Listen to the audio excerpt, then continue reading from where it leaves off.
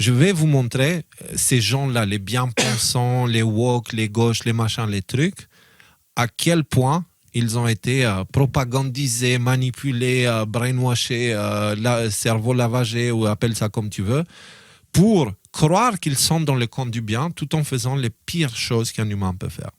Et tout en pointant du doigt l'autre en face en disant « c'est toi qui fais ça ». Okay? Regardez un petit peu la folie. Et pourquoi je vous parle de ça? C'est parce que c'est un phénomène humain, ce n'est pas un phénomène de gauche. C'est un phénomène humain, ça concerne tout le monde. Regardez. Regardez la réaction du chef de la police de Minneapolis lorsque le maire Jacob Frey dit qu'il veut que les policiers affrontent les agents de ICE. Donc là, c'est le maire. Et voilà. Donc il dit, et nous sommes dans une situation en ce moment où nous avons des résidents qui demandent au très petit nombre de policiers que nous avons de combattre les agents de ICE dans la rue. Et le policier, il est là genre, ah bon? Ah ouais? Le maire, il est complètement déconnecté. C'est une insurrection. Demandez à la police, on est d'accord, demander à la police de combattre des institutions gouvernementales, c'est qu'on est dans la guerre civile, là, clairement. Là, si ce n'est pas une insurrection, alors qu'est-ce que c'est? C'est le commentaire du mec dans sa fenêtre en bas à gauche. C'est le commentaire d'Asmongold. Ouais, c'est une vidéo d'Asmongold. Ce type passe la pire journée de la vie, tu vois. Et c'est cette partie-là que je voulais montrer. C'est la deuxième fois que je vois des manifestants embêter quelqu'un qu'ils pensaient être de l'ICE à cause du type de voiture qu'ils avaient. Donc, tu as le gars qui dit, en fait, là, vous avez un mec, parce qu'il y a ces manifestations, là, tu sais, qui cassent les voitures et qui vident les voitures, comme on a vu tout à l'heure. Et dès qu'ils voient une voiture un peu en forme, un peu en bon état et de bonne qualité, ils se disent, ah, c'est des agents de ICE. Donc ça, c'est du profilage. On est d'accord que c'est voilà, délit de sale gueule. Et là, tu as un mec qui n'a rien à voir avec tout ça et qu'on arrête deuxième fois de suite pour qu'il prouve qu'il n'est pas de ICE. Et comme il est idéologiquement dans leur camp à eux, le gars, il essaie de montrer patte blanche. Et écoutez l'attitude. Il dit, comme je l'ai dit, je n'ai pas à faire ça, mais je suis content de le faire. On lui demande de contrôler sa voiture. Des manifestants l'arrêtent et lui demandent de contrôler sa voiture. Sans aucune juridiction. Ça contrevient à la loi américaine. Hein. Enfin, Ouais, écoute. Donc, ce qui est marrant, c'est que l'argument principal des gens anti-ICE, anti-Trump, ça va être de dire que Trump déploie ses milices personnelles pour aller faire... Ah ok, c'est là où il va en fait. Oui. Justement. Logique. Donc, le commentaire de Asmongold, c'est « Alors, laissez-moi bien comprendre. Ce sont les gens qui sont en colère contre le profilage, les contrôles aléatoires et les perquisitions sans mandat, donc de ICE, c'est ce qu'ils dénoncent, hein, et qui font maintenant du profilage, des contrôles aléatoires et des perquisitions sans mandat eux-mêmes. Donc, ils pointent du doigt les autres et ils disent « Pourquoi vous faites ça ?» Et pour manifester contre ça, c'est eux-mêmes qui font exactement ce qu'ils dénoncent. Profilage... Mais non, on le fait au nom du bien. Hein. Attention. C'est ça. C'est différent. C'est ça. Mais la projection, est-ce que vous voyez la projection? C'est voir à l'autre ce qu'on fait nous-mêmes, tu vois. Donc, c'est tout ce que j'ai dans mon coffre. Écoutez, on va s'en tenir là. Et tu as une dame qui dit, il a beaucoup d'équipements de caméra. Oui, super. Vous arrêtez les gens au hasard. Et le gars qui continue à se justifier, il dit, oui, j'ai essayé de parler à la première dame. Alors, pas la femme de Trump, la première dame qui l'avait arrêté déjà. J'ai essayé de parler à la première dame. Donc, ça lui est arrivé 2 fois, visiblement. J'ai seulement filmé. Bon, tout d'abord, je ne vous filme pas, je suis gentil, je vous ai respecté. Là, ça, c'est vraiment la Stasi qui arrête les gens et que les gens, ils sont terrifiés, qui disent non, mais attendez, patte blanche, regardez, patte blanche. Tu vois, c'est terrifiant. Et ce sont ceux-là qui dénoncent l'autre de fascisme et de je sais pas quoi, tu vois. Ce sont ceux-là. Voilà. Oui, non, attendez, j'apprécie vraiment ce que vous faites. Hein? Il dit. Donc maintenant, il doit les flatter pour qu'ils le laissent partir, quoi. Étiez-vous ici hier? Et donc maintenant, il est carrément interrogé, tu vois. Si, il était bien ici hier, je peux en témoigner. Je ne l'ai pas reconnu de suite. Donc c'est la fameuse première dame qu'il évoquait tout à l'heure, tu vois. Ah non, j'apprécie votre aide, madame. Merci, dit le mec. Écoute. Et la dame qui répond, je ne suis pas là pour vous aider, elle dit. Je pense que le fait que vous soyez dans un véhicule comme celui-ci à ce moment-là, et le gars qui dit, moi j'aurais dit, mais va te faire, voilà, hein. Voilà, c'est quoi ces procès staliniens là? Non mais attends, c'est pas fini. Et le mec il dit, je comprends, mais avec tout le respect que je vous dois, je ne vais pas changer de voiture. Il est gentil le gars, il est patient. Hein. La Gestapo de Karen. Je ne suis pas là pour vous aider, elle dit, tu vois. Le fait que vous soyez dans un véhicule comme celui-ci, eh bien, vous ne pouvez pas conduire ça. Vous devez aller louer un autre véhicule.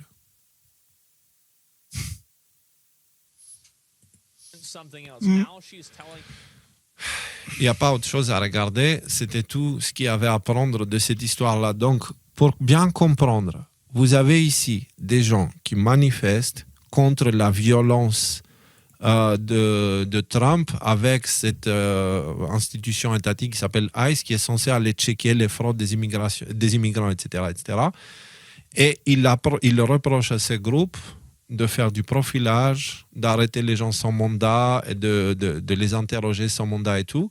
Et eux-mêmes, du coup, pour réagir à ça, ils font quoi? Ils font exactement la même chose, mais leur arrogance va au-delà de ça.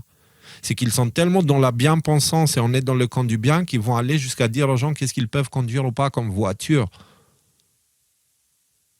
Est-ce que vous réalisez comment les fascistes se mettent dans le rôle des victimes parce que soi-disant ils ont en face d'eux quelqu'un qui leur dit vous m'impressionnez pas, tu vois, comme c'est le cas de Trump. Et mais eux, dans leur bien-pensance...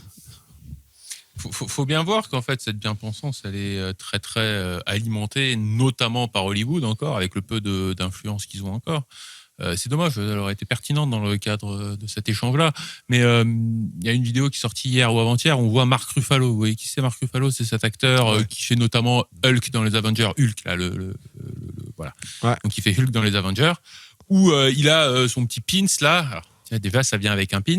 OK. Be good. Be good. En référence à Renée Good, qui est cette dame-là, qui a essayé d'écraser un agent de ICE, je sais pas, il y a une semaine ou deux, et l'agent de ICE a répliqué en lui tirant dessus, et elle est morte. Ça a fait couler beaucoup d'encre, et c'est un petit peu l'étincelle qui a mis le feu aux poudres, notamment à Minneapolis. Bon, il se trouve que voilà, finalement ils ont voulu en faire un George Floyd numéro 2. Oh la pauvre, elle est morte, elle essayait c'était juste une mère de famille, elle était là, on a essayé de complètement occulter le fait que bon voilà, les images sont là pour le montrer. Elle accélère, le mec il est dans sa trajectoire, il se fait pousser par une voiture qui roule assez rapidement, quoi. Prendre une voiture, un gros 4x4 à 50 à l'heure dans le buffet. Rudy, juste même, pour qu'on soit calé, qu'on ne revienne pas comme au dernier live, le fil rouge du sujet, on ne va pas revenir sur le sujet ICE États-Unis, ce n'est pas ça qui m'intéresse dans ce sujet. Ce qui m'intéresse, c'est la projection. La projection et la déconnexion. J'y viens, pardon, je suis allé un petit peu... Ok, d'accord. Ouais, s'il te plaît, si on peut rester... Mark Ruffalo. Ouais. Acteur célébrissime aux États-Unis, un des Avengers quand même, quoi, tu vois, qui arrive et qui dit face caméra, hein, tu vois, oui, je porte mon pins en mémoire de René Bigoud. Vous vous rendez compte, on vit dans un gouvernement où les mères de famille qui vont pacifiquement protester et assister à des manifestations se font tuer par la police de Trump. Trump qui est un protecteur de pédophiles ou quelque chose comme ça, qui dit, donc en référence à l'affaire Epstein et compagnie. Ce que je veux dire, c'est que ces gens-là, cette bien-pensance vient de la part d'un appareil médiatique qui est en train de s'effondrer, certes, mais qui n'est pas encore tout à fait effondré. Il y a encore des gens qui lui donnent qui lui apportent du crédit. Ouais. Et si jamais tu te mets, c'est important de faire ça, de se mettre 2 secondes dans les chaussures de ces gens-là. Ok, eux, leur prisme de compréhension de la réalité, c'est CNN, Washington Post, New York Times, tu vois. Tout le reste, c'est du complotisme, et les analyses que nous, on peut faire, ou que d'autres peuvent faire un petit peu sur la même ligne que nous, ou même, genre Fox News, pour eux, c'est du fascisme, ça n'existe pas, c'est du complotisme. Ces gens-là, si tu te mets avec leur référentiel à eux, ils ont raison. on est en train de battre le fascisme, parce qu'en ce moment, il y a Hitler numéro 2 qui est en train de venir. Ce que je veux dire, c'est que ça, c'est la cause racine du comportement de ces gens-là, qui ont l'air d'être des gens bien, hein. Ça a l'air d'être ton voisin, ça a l'air d'être la prof de ton gamin, là, les gens qu'on voyait là, qui se prennent pour ces fascistes-là. En fait, ils sont instrumentalisés par tout ça. Et je pense que ça fait partie, c'est une pièce importante du puzzle, quoi. Justement, on parlait de l'IA, comment ça peut rendre débile, et on parlait aussi comment ça peut rendre arrogant. Là, vous avez des humains qui ont un mélange très dangereux de ces choses-là. Ils sont ignorants, parce qu'ils s'informent uniquement à travers des médias qui mettent dans leur tête des idées qui ne sont pas connectées à la réalité. Et de l'autre côté, ils leur disent « vous êtes dans le camp du bien parce que c'est ça le bien ». Et eux, ils font quoi? Ils croient à ça, ils ont donné leur autorité à l'extérieur. Avec ça, ils vont aller commettre exactement les mêmes crimes qu'ils dénoncent. Et ils sont suffisamment déconnectés pour le voir. Mais moi, je vais vous dire quelque chose. Ce n'est pas les seuls qui font ça. Ce n'est pas un problème qui concerne les woke, qui concerne la gauche, qui concerne machin. C'est un problème global. C'est un sujet qui nous concerne tous au niveau individuel. Parfois, nous sommes la victime, mais parfois, nous sommes le bourreau, malgré nos bonnes intentions. Et pour rebondir, il faut que je vous raconte ce qui m'est arrivé ce week-end. Et là, je vous ouvre mon cœur pour que vous compreniez aussi pourquoi certains changements s'imposent à ADNM et surtout à moi au niveau personnel. Parce que il y avait un ami franco-américain que je n'avais pas parlé avec lui depuis 6 ans et je n'ai pas vraiment compris. On avait un projet de musique ensemble. Je n'ai pas compris ce qui s'est passé. D'un coup, on a perdu contact et il ne répondait plus du tout. Et donc, il se trouve qu'un ami en commun est venu à la maison ici pour faire de la musique aussi. Et j'ai eu la mauvaise idée de lui dire, tu sais quoi, ça fait longtemps que je n'ai pas parlé avec le chanteur, on va l'appeler. Ça te dit, on l'appelle. Il dit, ouais, il est à la Nouvelle-Orléans, il va bien, je parlais avec lui récemment, j'ai contact. Je dis, moi, j'ai pas contact, donc j'aimerais bien qu'on l'appelle parce que j'aimerais, enfin voilà quoi, c'était un bon ami et tout. On l'appelle. Et du coup, je lui dis, hey, comment tu vas, chanteur? Je t'aime, tu me manques, c'est vrai, tu vois, j'aime les gens avec qui je traîne, je les aime, c'est mes frères, tu vois. Tu me manques, ça fait longtemps, qu'est-ce qui se passe, pourquoi on s'est perdu comme ça, parce que j'ai pas vraiment compris. Et là, il me dit, ouais, en fait, c'est surtout à cause du 6 janvier, ce qui s'est passé, quand tu as dit que c'est les Antifa qui ont organisé ça et tout, moi, c'était la goutte en trop. Je dis, ok. 6 janvier 2021, voilà. Insurrection Capitole, compagnie. Et donc, je t'ai vu au reportage de la télé, Léo. Il m'a dit, je t'ai vu au reportage, mais c'est n'importe quoi ce que tu fais. Mais mec, tu n'es pas aux États-Unis. Lui, il est aux États-Unis. Tu ne vois pas ce qui se passe ici. Et puis, la conversation évolue. Donc, moi, je comprends ces choses-là. Et c'est vrai, il a raison. Je ne suis pas aux États-Unis et je parle des sujets que je ne maîtrise pas forcément à 1000%. Okay?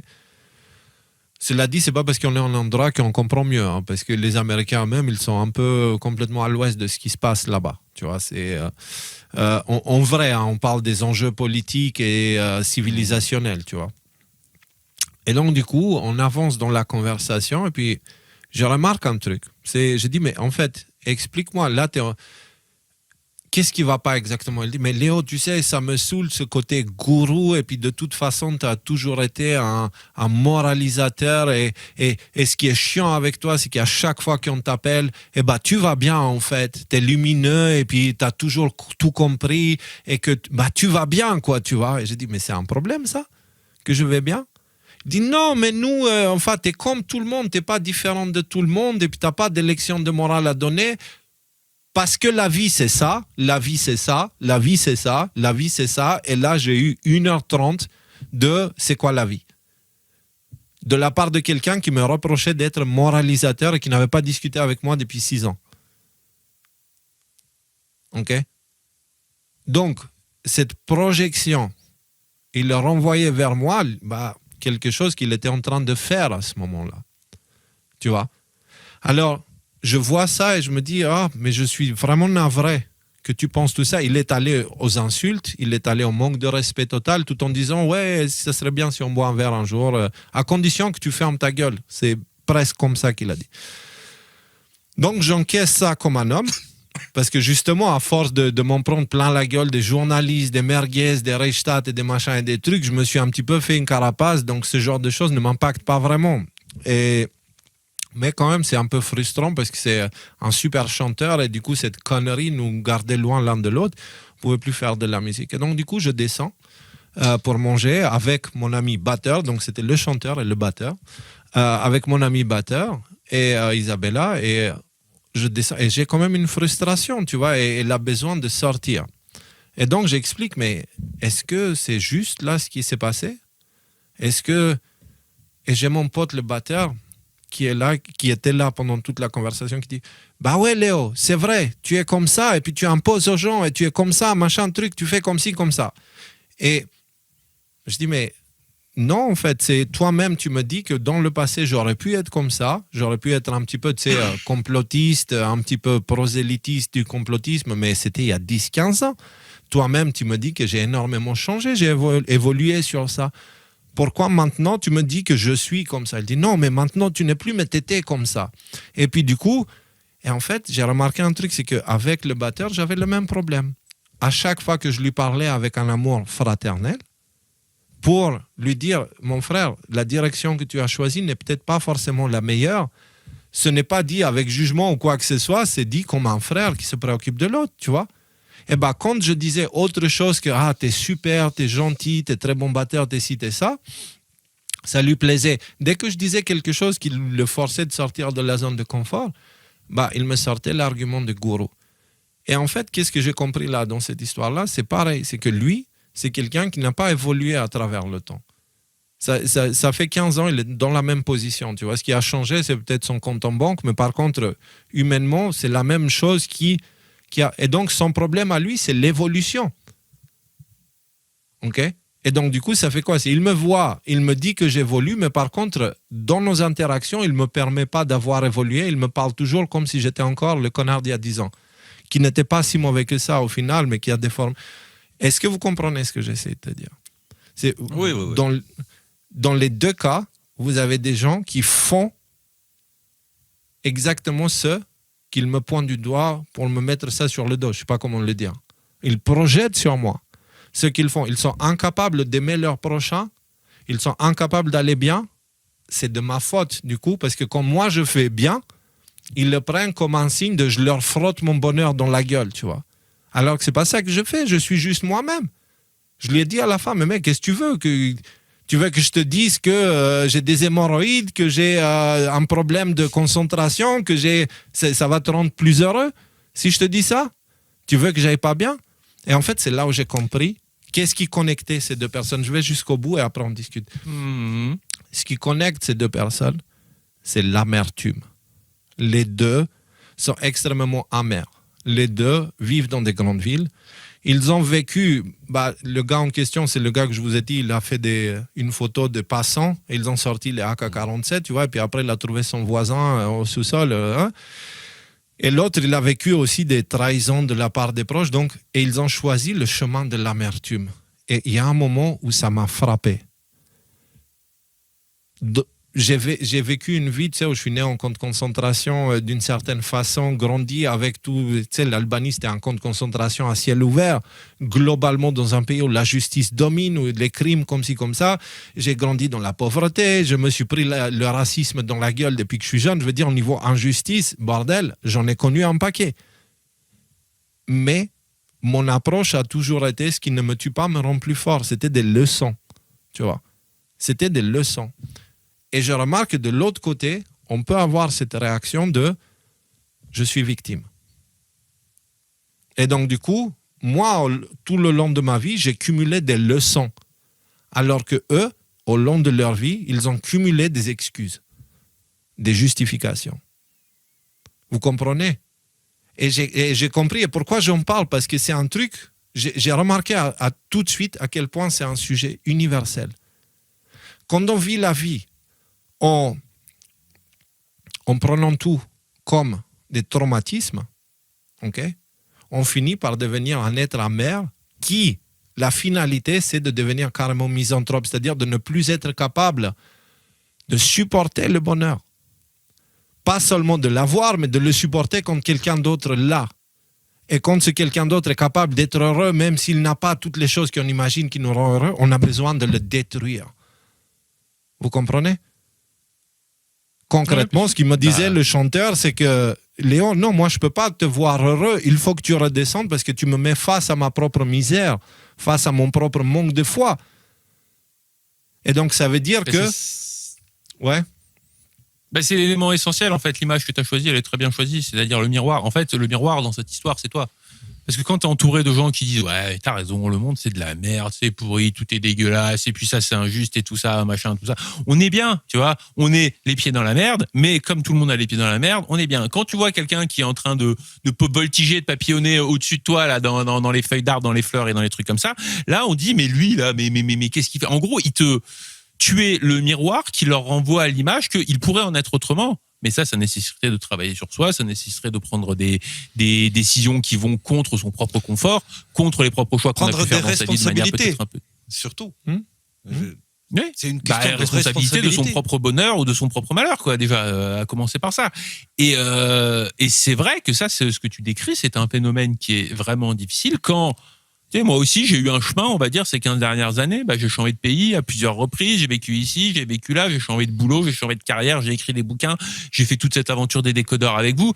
Et je veux dire, ça n'a pas toujours été simple, mais quelque part, les personnes que j'ai le plus de difficultés à affronter aujourd'hui, c'est les personnes que j'ai connues quand j'avais 25 ans, qui sont pourtant des super potes. On a vécu des choses, mais ces gens-là, quand je suis amené à les recôtoyer, je les ai pas tous recôtoyés, il y en a certains d'entre eux, ça m'angoisse vraiment de les recôtoyer.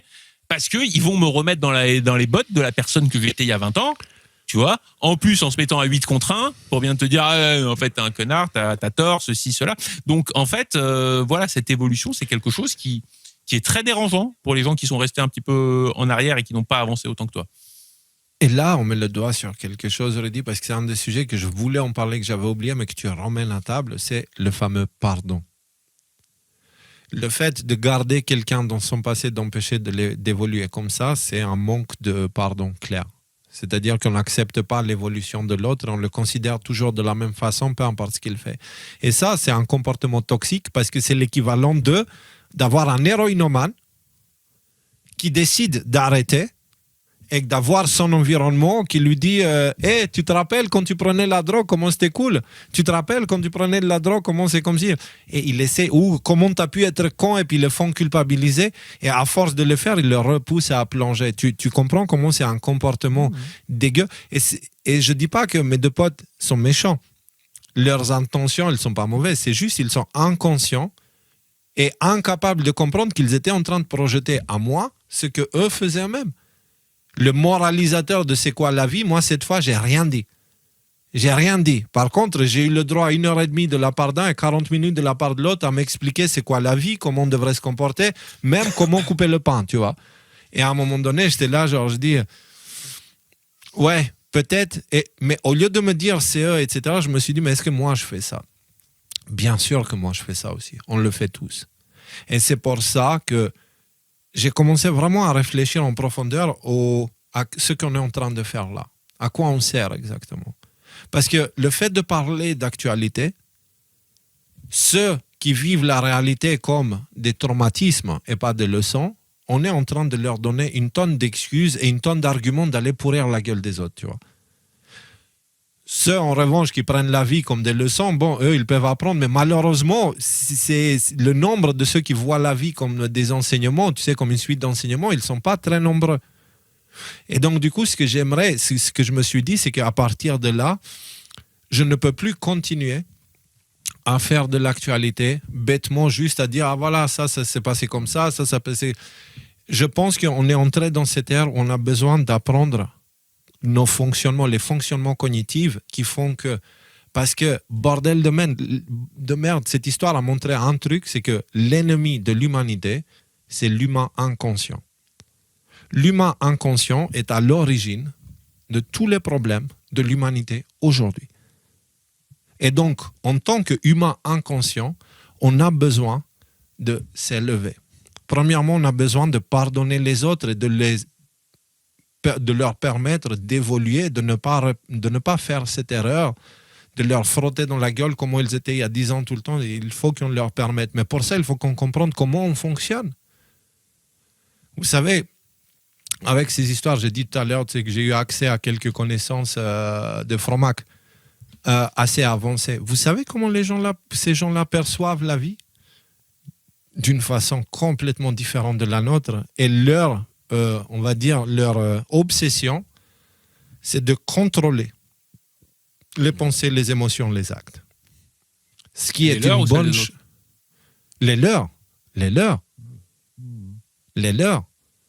Parce que justement, c'est ça le pire de pire, c'est de ne pas avoir un contrôle sur tes pensées, tes paroles et tes actes. Tu vois. Et donc, leur but de tous leurs enseignements, c'est de faire qu'un humain soit droit et intègre. Le problème, c'est évidemment comme toute religion, parce que même s'ils disent qu'ils ne sont pas religieux, c'est une religion. En tout cas, une idéologie spirituelle qui serait une religion. Non, une religion, c'est sûr. Puisqu'ils se réunissent autour des rituels, etc. Ça a été infiltré aussi, mais les connaissances que les Fromac qu'ils ont, elles remontent aux Templiers, qu'eux-mêmes, ils ont volé. Ils n'ont pas acquis par leur grand cœur, machin. Ils ont volé. Ce sont des connaissances qui ont volé, qui sont tombées dans les mauvaises mains, qui ont permis à certains humains de devenir des humains utiles, charitables, bienveillants, etc. Mais que d'autres ont pris ces connaissances et qu'ils les ont utilisées pour commencer à construire le monde dans lequel nous vivons aujourd'hui. Et donc, eux, ils connaissent comment fonctionne l'humain. Et ils sont obsédés avec les compréhensions des mécanismes psychologiques, spirituels, émotionnels. Alors que nous, on s'en fout de tout ça et on avance vers un monde chaotique vraiment fait sans l'air dans un champ de concombre pointu, tu vois. On est en train d'aller comme ça. Et sans l'éducation spirituelle, on entre en danger. On entre dans des terrains dangereux qui pourraient nous conduire à suivre des gens qui nous poussent vers notre propre perdition, à choisir les mauvais prophètes, à faire des mauvais choix, à avancer dans la mauvaise direction et créer un contexte où on creuse notre propre tombe dans lequel à la fin on sera demandé de sauter dedans. Et pour ça, je me suis dit qu'à partir de là, il faudrait qu'on entre un petit peu, on va partager de l'enseignement occulte. Et par occulte, ça veut dire caché, ça ne veut pas dire mauvais, tu vois. Et donc, on va entrer un petit peu dans l'occultisme et on va entrer un petit peu dans la science de l'esprit, parce que si on ne le fait pas, on est condamné à avancer vers les ténèbres de façon inconsciente. Et pas seulement on pourra éclairer personne, mais nous-mêmes, on sera dans l'obscurité totale. Et on ne saura pas où on va et on va le découvrir quand ça sera trop tard. Et moi, je n'ai pas envie de ça. Donc, j'aimerais, dans les prochaines émissions, qu'on réduise considérablement le temps de l'actualité.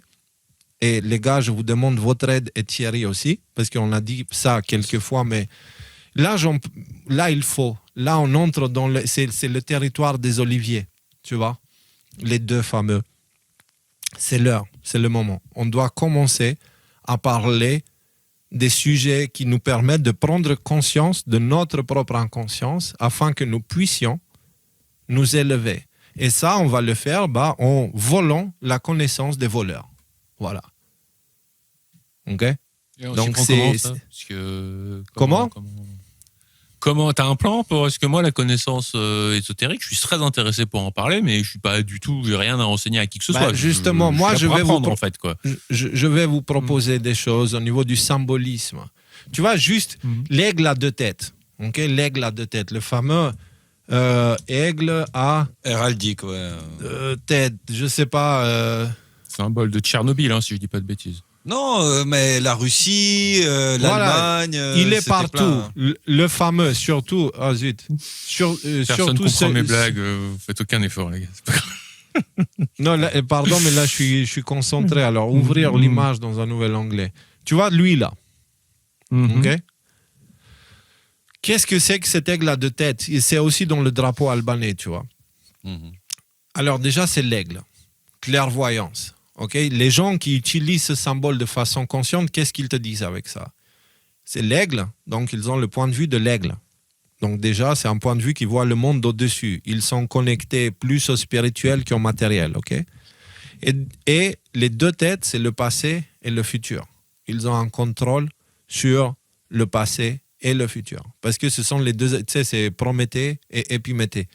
C'est les fameux trucs qui ne sont pas là, mais qui sont là quand même. Le passé et le futur. Parce que le temps n'est pas... Bref.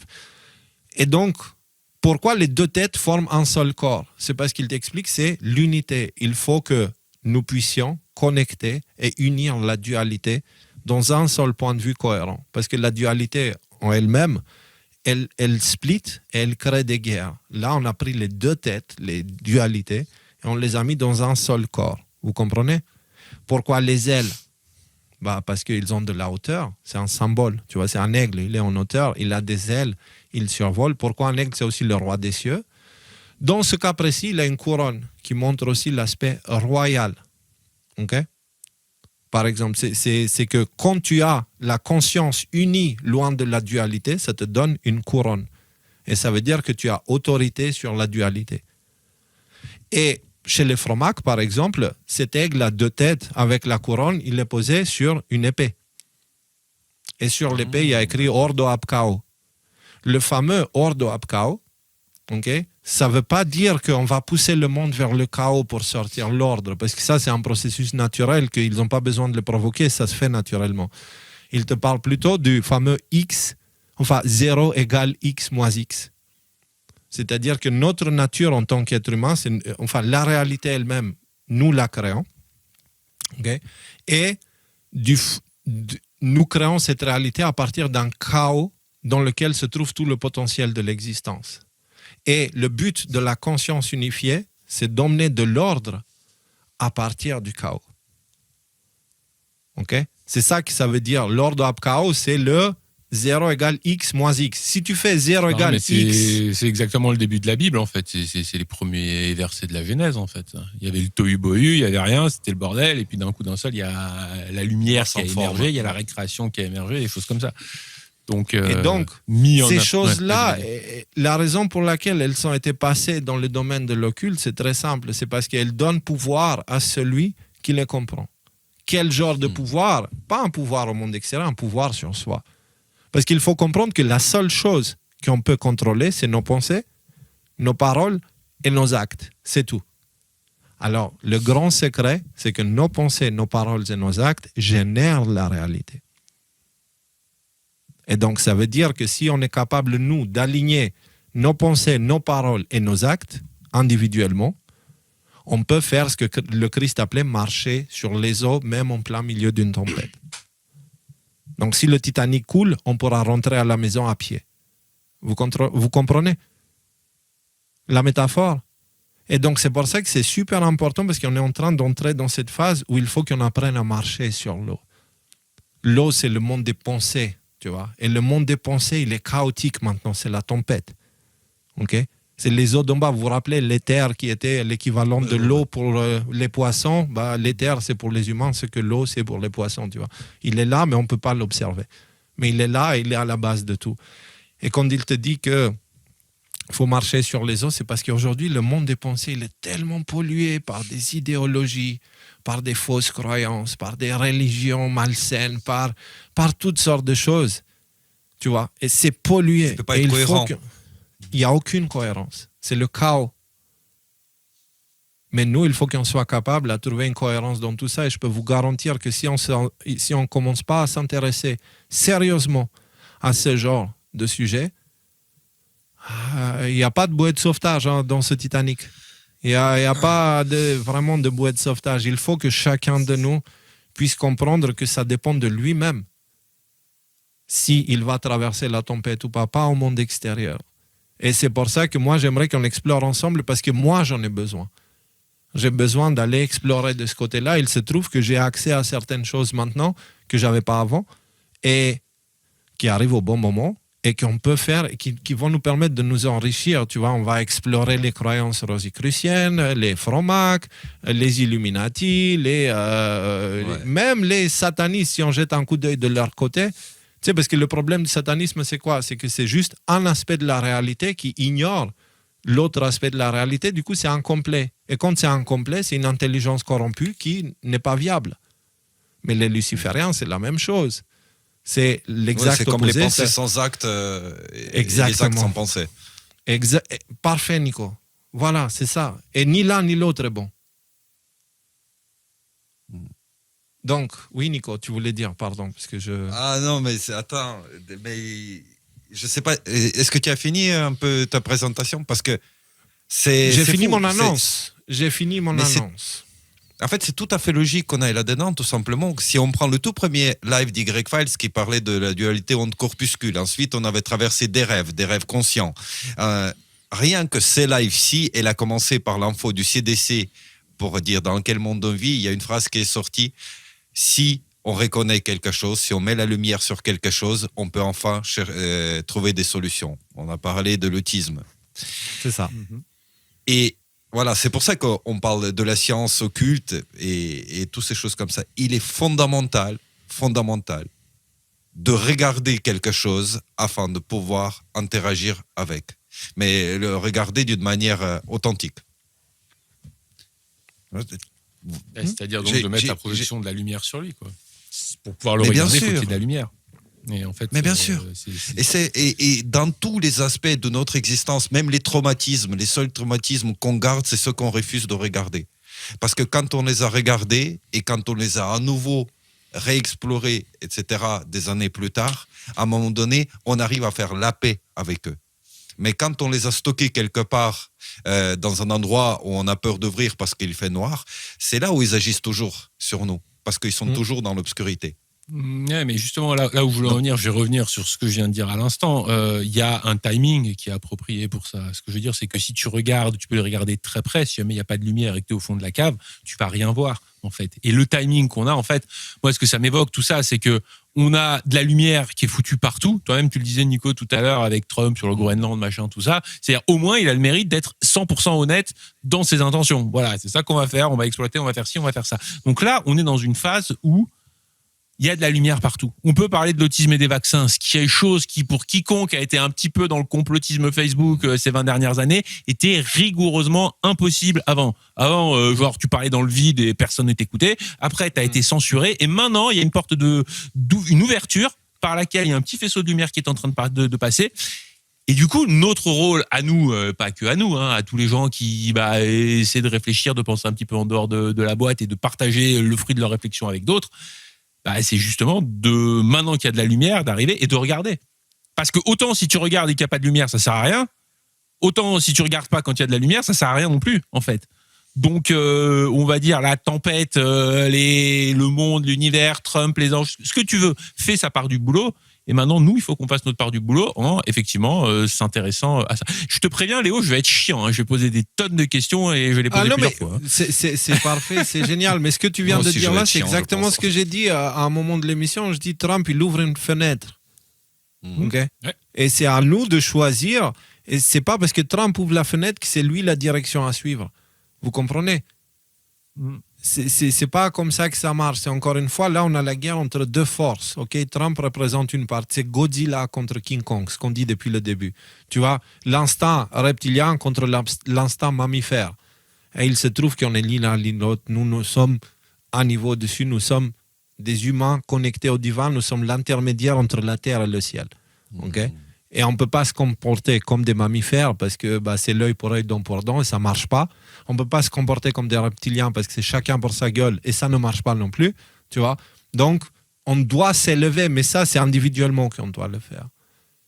Et moi, ici, voilà, j'aimerais, et je vous demande votre aide, les gars aussi, et je vous demande votre aide à vous, au public, pour lancer, pour que je sois engagé à ce qu'on aille dans ces directions-là un peu plus. Et que si jamais on est arrivé à 21h, 21h15, que vous dites, Léo, c'est quoi le sujet occultiste ou ésotériste, ou appelez ça comme vous voulez, d'aujourd'hui. Ouais, bien sûr. Et toutes les semaines, on va essayer d'en avoir un. Et justement, le but, c'est d'en discuter.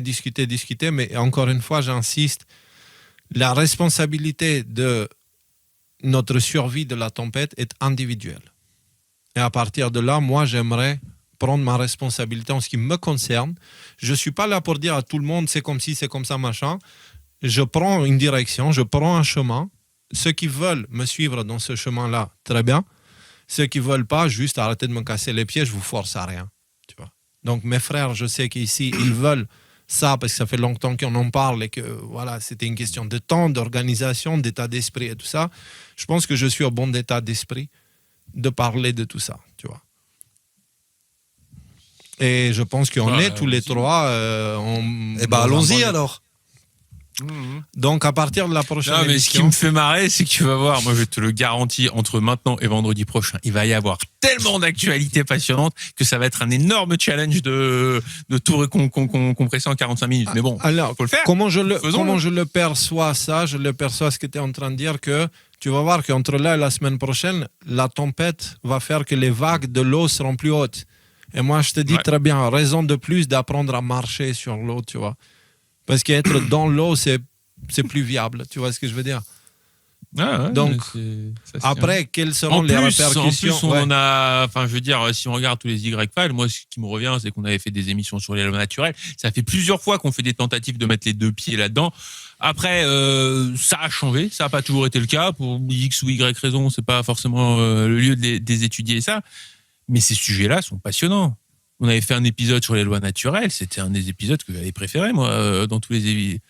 Je sais pas. J'espère qu'il y a des gens qui les regardent, ces émissions. J'espère qu'il y a des gens, à un moment donné, ils vont dire, ah tiens, je me souviens, Astrologie Serpentaire, 4 décembre 2022. Ça fait quoi? Ça fait 2 ans, ça fait 3 ans qu'on a fait cette émission. J'espère qu'il y a des gens qui vont cliquer dessus une fois de temps en temps, parce qu'il y a des perles, un petit peu, dans tous ces trucs-là. Voilà. Il y a des bonnes choses dedans.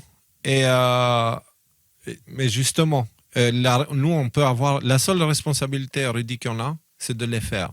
Ce n'est pas après entre nos mains si les gens regardent et c'est quoi la réaction, etc.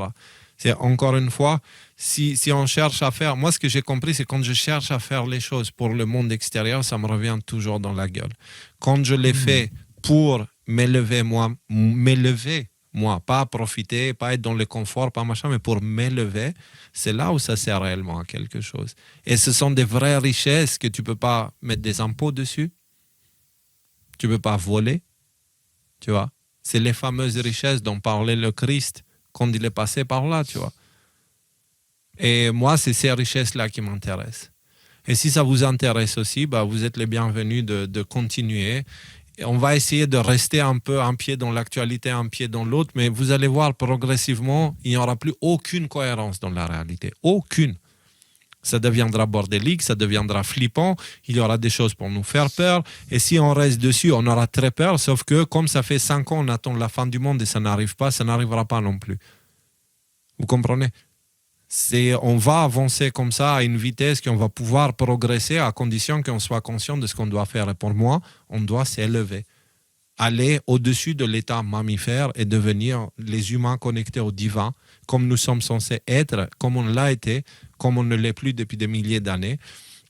C'est à notre génération de porter ce fardeau, à ceux qui sont vivants aujourd'hui, de faire le switch, de redresser, tu vois, de mettre un grand effort, faire des sacrifices pour pouvoir redresser l'humain. Parce que avec des entités comme Charlie Hebdo et ce qu'ils font par exemple, ils salissent la définition du mot humain. Ce qu'il faut que vous compreniez quand Allah ou Mahomet, il dit que selon Allah, quand tu tues un homme, tu tues l'humanité. Vous connaissez, c'est... et en fait, il parle de cette connexion parce que le mot humain définit ce que nous sommes. Et ce que nous sommes définit aussi le mot humain. Ça va dans les deux sens. Vous comprenez? Donc, quand un humain fait un acte exécrable, il vient d'ajouter dans la définition du mot humain que l'humain peut faire des choses exécrables. Et donc, quand on regarde aujourd'hui le mot humain, tout ce que nous avons mis dedans, c'est devenu une chose qui est morte. Et il faut qu'on puisse redresser ça et qu'on commence à créer une nouvelle version de l'humain qui est connectée, elle, avec le divin et qui prend le rôle de l'enfant. Tu sais, cette histoire, moi cette histoire de Père Saint-Esprit et Père, Fils et Saint-Esprit, ça ne me va pas. Parce qu'il est où la mère? Il est où le féminin? Et c'est quoi la différence entre le Christ et le Saint-Esprit, étant donné que le Christ, c'était le Saint-Esprit incarné dans un homme. Donc ça veut dire que dans cette histoire-là, on a enlevé quelque chose de très important, c'est le féminin. Et pourquoi? Parce que le féminin, c'est les actes. C'est ce qui donne corps. Sans le féminin, on peut croire à tout ce qu'on veut. Si on n'incarne pas le féminin en nous pour mettre nos croyances dans les actes, On est des hypocrites. D'ailleurs, il y a beaucoup, dans toutes les spiritualités, à part effectivement la chrétienté, c'est ce mythe du père et de la mère qui donne l'enfant, et cet enfant est l'incarnation, le retour de Dieu sur terre et des choses comme ça, quoi. Enfin, et alors, quelle conclusion? Est-ce que ça veut dire que... Qu'est-ce que ça veut dire l'enfant? C'est la conclusion, c'est ça. C'est le père, c'est l'intelligence du vivant, celle qui pose les lois et le cadre légal de l'existence, l'esprit. Okay. Donc l'archétype, en fait, quelque part, le père, c'est ça? L'archétype créateur, c'est le fameux zéro, le potentiel duquel on peut tout sortir. Voilà. Le maternel, la mère, le féminin, c'est celui qui donne corps à ce potentiel. Donc la loi cosmique de l'univers s'est posée sur la Terre et a choisi la Terre pour la mettre enceinte avec son enfant qui est l'humain. Pourquoi l'humain c'est son enfant et pas le chien et pas le chat? Tout ça c'est la création, mais l'humain est celui qui a les pieds sur la terre et la tête dans le ciel. On est capable de comprendre le spirituel, capable de le comprendre, de naviguer dedans, de l'observer, de l'analyser, tout en ayant les pieds sur la terre, c'est-à-dire en devant manger, ensuite aller faire caca et ensuite aller dormir, tu vois. Donc on est l'intermédiaire, on est l'enfant et nous devons avoir la position de l'enfant. C'est quand on est vivant, quand on est incarné dans un corps, c'est-à-dire suivre le cadre posé par le paternel, okay, accompagné de l'amour donné par le maternel. Et nous devons, en tant qu'être humain, enfin divin, fils de l'homme, avoir cette relation-là avec la réalité et redevenir enfant. À arrêter d'essayer de montrer à la nature comment elle devrait se comporter, à arrêter d'exploiter la nature, et plutôt la fermer un peu et aller l'observer pour voir comment elle fonctionne, pour apprendre comment on fonctionne, parce qu'on vient d'elle. Et donc, redevenir enfant. Et qu'est-ce qu'un enfant devant ses parents? Humble. C'est ça qu'on doit retrouver. Reconnaissant. Reconnaissant pour commencer déjà, et humble. C'est un enfant, c'est pour ça que c'est un enfant. Donc pour moi, la sacrée trinité, c'est le Père, la Mère, l'enfant. Voilà. Et pourquoi pas le Père, le Fils et le Saint-Esprit? C'est parce que le Saint-Esprit, dans le Fils, ça fait le Christ. Et nous sommes tous censés être comme ça. Le Christ a donné l'exemple et il a dit « Suivez-moi, devenez comme moi. » Fils de l'homme. Enfant donc. Enfant de l'homme. Mais de l'homme selon la nature. Pas de l'homme qui voit la nature comme un trou à... Voilà. Donc, voilà ce que je voulais dire. Je suis très sérieux avec ça. J'étais tellement perturbé parce qu'en observant l'aveuglement des autres, j'ai remarqué, moi, tu sais, je ne remarque plus en mode, ah, regarde, lui, ce qu'il fait, etc.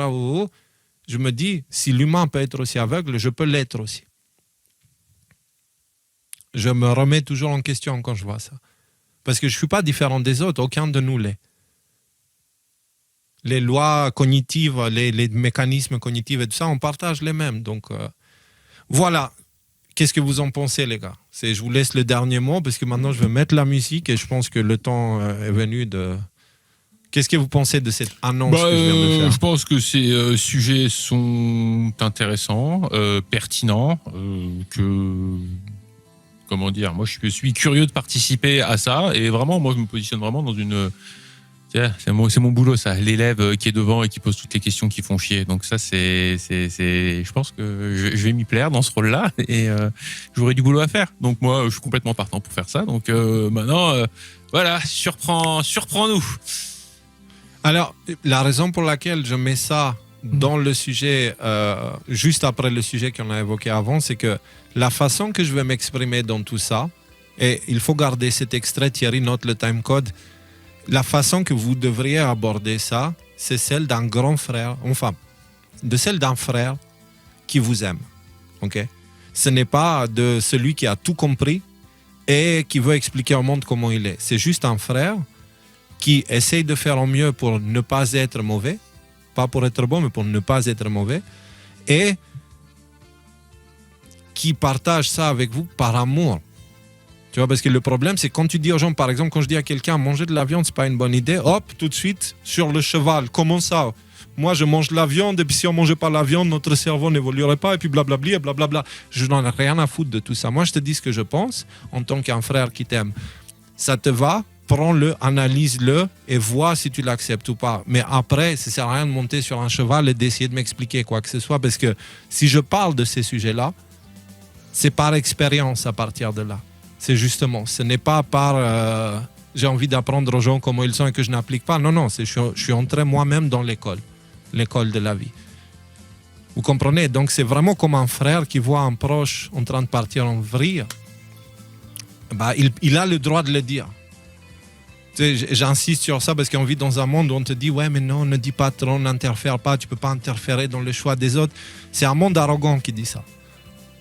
Et c'est un monde qui n'aime pas la vérité qui dit ça, tu vois. Ce que je veux dire, c'est que le problème, c'est qu'à partir du moment où tu considères que tes paroles qui sortent de ta bouche sont la vérité, non, c'est la vérité de Léo. Voilà, toi tu dis, voilà, par exemple sur la question de la viande, moi je pense qu'il ne faut pas manger de viande pour telle et telle et telle raison. Maintenant, si ça me convient et ça me résonne en moi, je le prends. Si jamais ça résonne pas du tout en moi, je le prends pas parce que je pense que à notre échelle incarnée, il y a quand même différentes facettes de la vérité, peut-être même différentes vérités sur certains sujets qui font que ce qui est vrai pour toi n'est peut-être pas vrai pour lui. Et voilà, on prend ce qu'on a à prendre, on laisse de côté ce qu'on a laissé de côté. Peut-être que moi, je vais t'apporter des contradictions qui vont te faire évoluer. Et au final, le but, si on est un tout petit peu meilleur à la fin de l'émission que ce qu'on l'était au début, je pense que c'est le seul objectif qu'on doit viser. Donc, et j'en sais quelque chose. Le principal obstacle dans ce genre d'interaction, c'est l'amour-propre. Parce que plutôt que de se dire, ah tiens, il dit ça, non, moi je voyais pas les choses comme ça, non, là-dessus je suis pas d'accord. Mais par contre, là, ce qu'il a dit, c'était intéressant, ça va me faire réfléchir.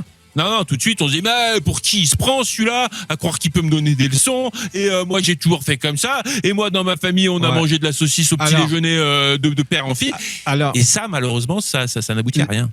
Alors, la raison pour laquelle on a l'air de se répéter, c'est parce que j'insiste justement sur ce point-là, c'est que si jamais il y a quelqu'un qui se met devant moi à me dire ça, je n'ai rien à foutre, j'en ai plus rien à foutre, j'en ai plus rien à expliquer ou à justifier ou je sais pas quoi, à analyser à qui que ce soit. Après ce que j'ai vécu ce week-end et vu la façon comment j'ai encaissé les remarques tout en étant dans la bienveillance et être porteur de paix, malgré un gros sac de merde que je me suis pris dans la gueule avec beaucoup de violence, tu vois, je me dis, écoute, finalement, ce que je comprends, c'est que ça sert à rien que je perde mon temps à essayer d'expliquer à ceux qui viennent comme ça, tu sais, qui sont offusqués parce que je présente. Et donc, s'il y a des gens qui pensent ça, c'est à vous que je m'adresse. Très bien, regardez pas les émissions. Je ne vais pas changer pour autant. Voilà. Donc, merci Rudy de l'avoir mentionné. Ce que je veux dire, c'est que toi, de ton côté, il faut que tu acceptes que les gens ils aient une opinion différente de la tienne et que ce soit pas un problème. Je l'accepte. Toi, tu as dit ce que tu avais à dire. Je l'accepte, mais moi, j'ai fait un choix. Maintenant, j'avance dans ce choix. C'est-à-dire, j'étais au point Y, on m'a dit, Léo, cette direction ou cette direction. Moi, je choisis papa. Je choisis papa, je choisis maman et je choisis d'être un enfant. Et du coup, c'est pas les humains qui vont m'empêcher d'aller dans cette direction-là. Tu vois ce que je veux dire? Et les réactions humaines non plus. Donc, voilà. Nico? Non, mais tu sais, vous discutiez de ça et je me suis dit, oulala, t'imagines comment les gens ont perçu le Christ quand il a dit, quand vous me voyez, vous voyez le Père. Je veux dire, ok. Tu as raison. J'ai discuté avec un ami, il a dit, ouais, c'est quand même vachement prétentieux dans la Bible de dire ça. Et je dis, oui, mais si c'est vrai, je veux dire, à un moment donné, qu'est-ce qui est plus important? Paraître prétentieux aux yeux de quelqu'un qui ne connaît pas la vérité ou dire la vérité? Tu vois, et donc du coup, le choix, il est carré, il est simple. Et j'étais confronté à ça. Mais surtout, quant au sujet le plus important, mettre la lumière sur ce qui est occulte, moi, je suis tout à fait partant. Je suis tout à fait partant parce que c'est le chemin de la guérison. Non pas seulement pour ceux qui vont entendre ces messages, mais surtout pour nous aussi qui allons le digérer, qui allons le réfléchir, qui allons le méditer. Donc, moi, je suis très enthousiaste à l'idée. Voilà. Merci. Alors, merci à tout le monde. Merci à vous, les gars. Merci à toi, Thierry. Et j'espère que cette nouvelle direction, vous la trouverez plus utile. Voilà. Et moi, je suis sûr et certain que moi, ça va me relancer un petit peu parce que je trouverai plus de sens à ce qu'on sera en train de faire à ce moment-là. Donc, voilà. Sur ce, les amis, merci à vous d'avoir été là. Merci à toi, Thierry. Merci Léo, merci au public. Gros bisous, soyez bénis, marchez en paix, à la semaine prochaine. Et on a tout dit, non? Ouais, on a tout dit. Et encore merci pour votre aide, vos soutiens, vraiment. Allez, on avance en tant que famille et on va entrer dans ce nouveau monde. On va y arriver ensemble. Bonne nuit et à vendredi.